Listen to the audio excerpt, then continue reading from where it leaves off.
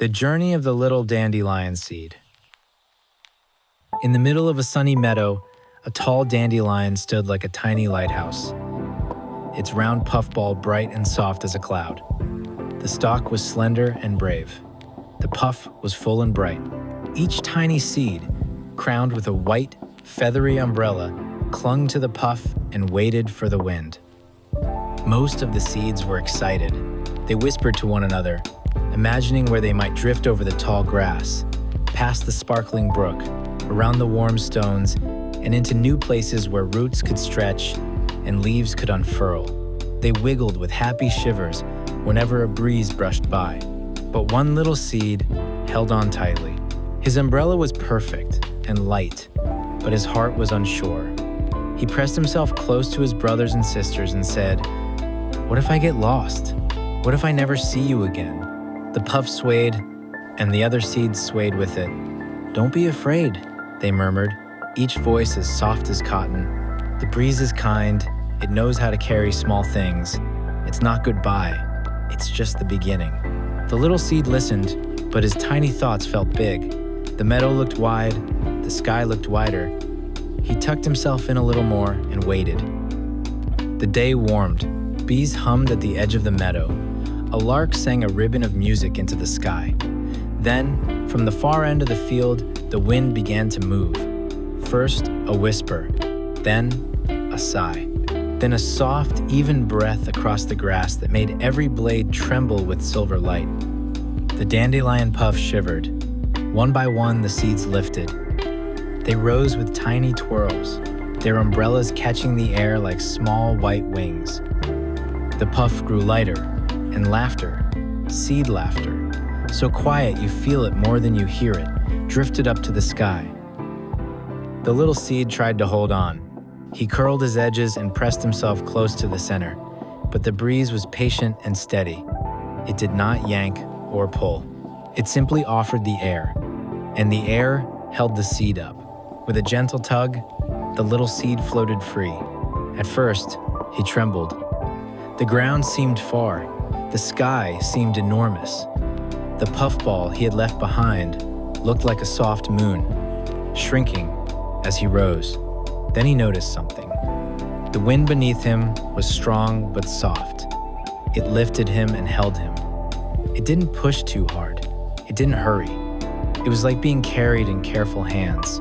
He exhaled a breath he didn't know he was holding. "Slow is okay," he whispered. "Slow is good." The little seed drifted over the tall grass.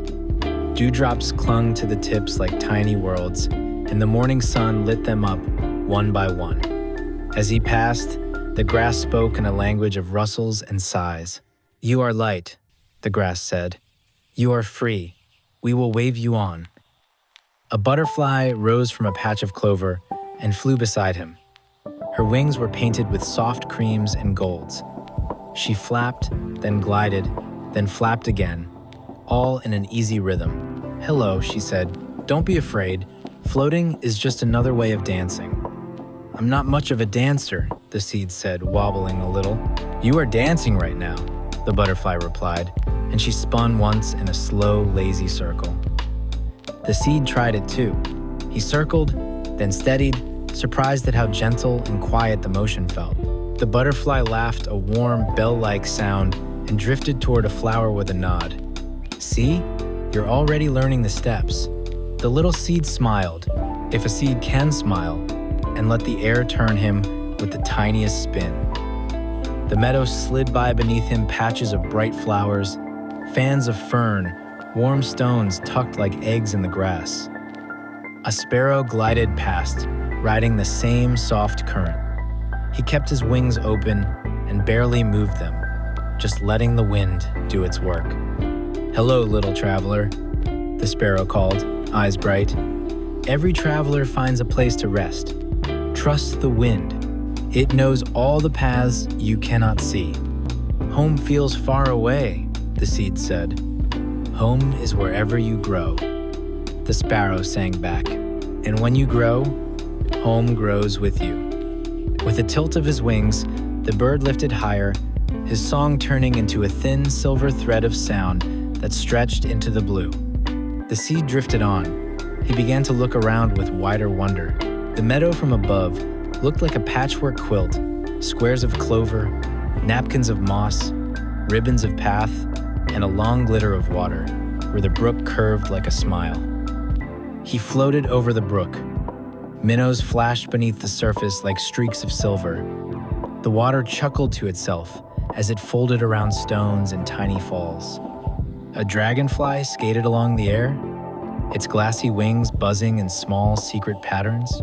"Good luck, feather seed," the dragonfly murmured as it zipped by.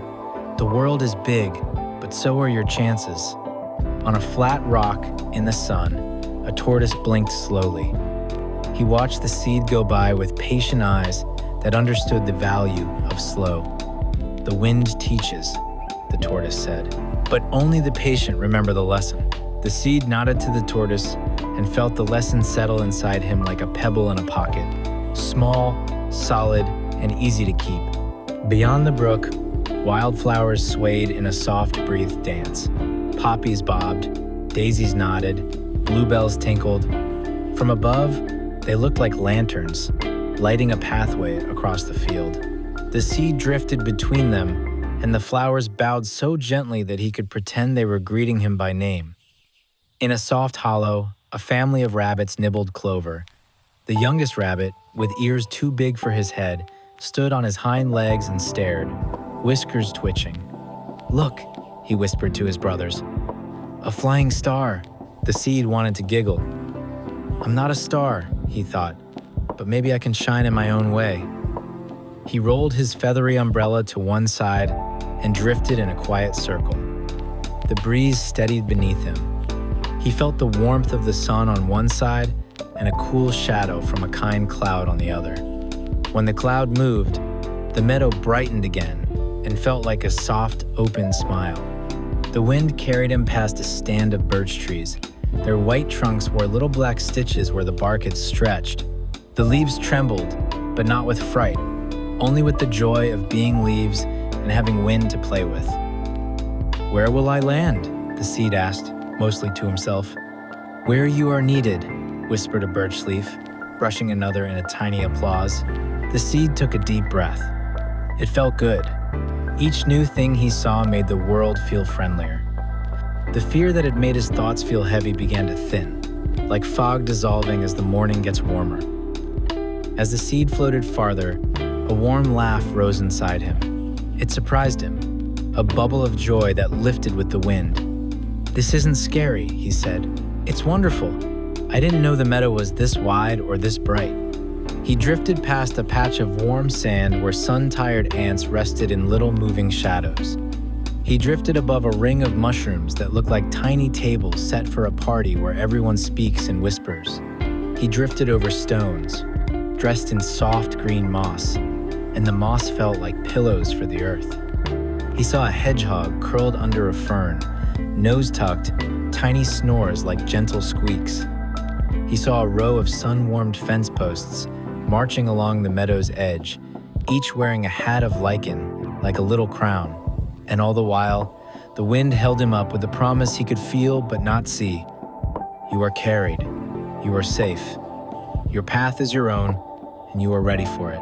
He returned to the memory of the puff where his brothers and sisters had cheered him on. He imagined their umbrellas lifting. He pictured them floating in different directions, each with the same careful wind beneath. He felt them close, not because they were near, but because they belonged to the same beginning. "Maybe letting go isn't leaving," he said. "Maybe letting go is how we find where we belong." He passed an old stone wall where ivy stitched green patterns over gray. A snail paused in its slow climb and waved its feelers like tiny flags of encouragement. "Small scoots," the snail seemed to say. "Small scoots still go far." The seed made another slow circle. The world responded with 1,000 small acts of kindness. A cool shade when he warmed, a touch of sun when he chilled, a path of air that rose to meet him. Even his wobble felt friendly now, like the gentle rock of a cradle. He was not rushing. He was not racing. He was arriving. One soft moment at a time. Eventually, the breeze slowed. It didn't stop all at once. It softened, the way a humming song softens at the last note.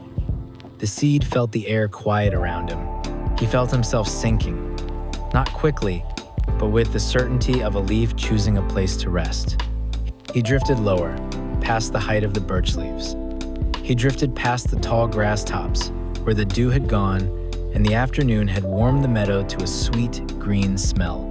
He drifted beneath the level where bees patrol and above the small steps of beetles and ants. Then he landed. It was gentle, like a feather finding a bed. His umbrella touched the earth first, then the tiny seed at its center slid into a soft patch of soil beside a flat stone near the edge of the meadow. The ground welcomed him with a quiet hush. It held him. It pressed around him in a way that felt safe, not tight.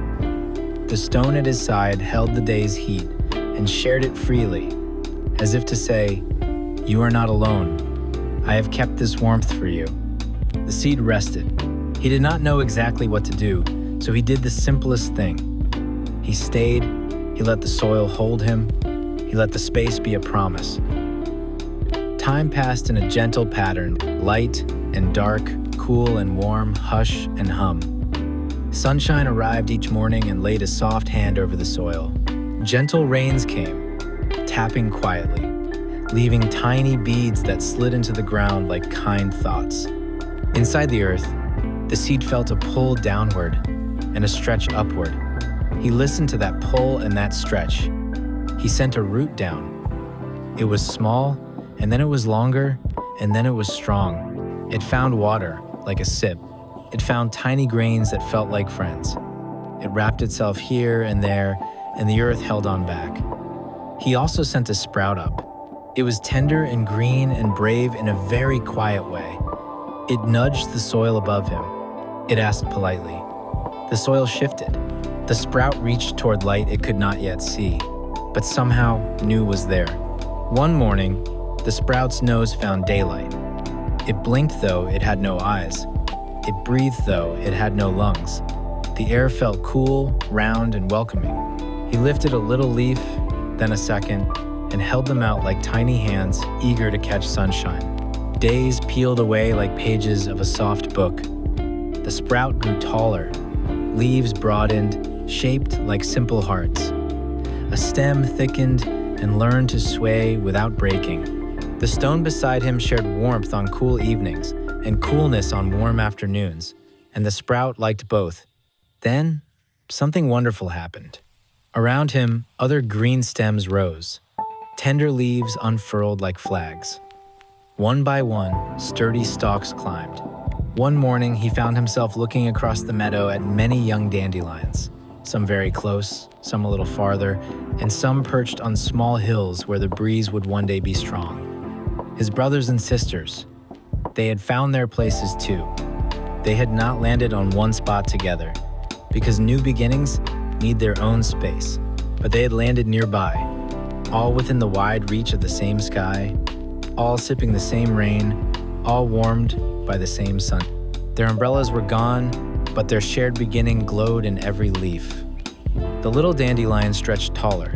A tight green bud formed at his top. Bees came and hummed past in their soft industry. A ladybug stopped to polish an orange speck from a leaf. The brook kept chuckling its jokes to the stones, and the stones kept pretending not to laugh. The bud opened into a golden flower, bright as a tiny star but easier to look at. He held it up, not to brag, but just to glow. The meadow glowed back. Even the old tortoise blinked and nodded, as if to say, yes, this is the lesson. Small steps, soft wind, steady heart. When the flower had shared its golden days, it closed for a time, quiet and still. Then, slowly, it opened again. This time it was not yellow. This time it was white. A new puffball, round and shining, full of feathery umbrellas, each with a tiny seed waiting to lift. The little dandelion felt something inside him, pride, but the soft kind, like a blanket. He swayed in the light. Around him, his brothers and sisters swayed too. The meadow looked wider than ever, but it did not feel lonely. It felt connected, stitched by roots and wind, and the paths of small travelers. A breeze arrived, steady and kind. The new seeds rustled, then lifted. First a few, then many, then a glittering swirl. They spun up into the day with little twirls, each a new journey with a beginning that felt like a hand holding the next. The little dandelion watched them rise. He remembered the weight of fear in his tiny self and how it had melted into wonder once he trusted the wind. He thought of the butterfly's dance, the sparrow's song, the tortoise's lesson, the brook's laughter, the patience of the stone, and the wide quilt of the meadow. He smiled with his new leaves and spoke in a voice you feel more than you hear. "I was scared to let go," he whispered, "but letting go helped me grow." The breeze passed through his leaves with a soft shh, as if agreeing. Around him, the meadow stood tall and peaceful. Daisies nodding, grass whispering, birches applauding, bees folding golden notes into the day. Here and there, other dandelions shone, some in flower, some in puff, some just beginning. The little dandelion looked from one to another and felt the truth of it in his stem and roots. They had never been far apart. Their paths had curled through air, but the same earth had gathered them in. Their adventure had brought them all to the same meadow, each in a new place, all standing proudly together. He lifted his leaves to the light, steady and sure, and let the wind turn his thoughts into quiet joy. The meadow breathed in and out, the sky stretched its blue, and the little dandelion, no longer afraid, stood with his brothers and sisters, part of something wide and gentle and right.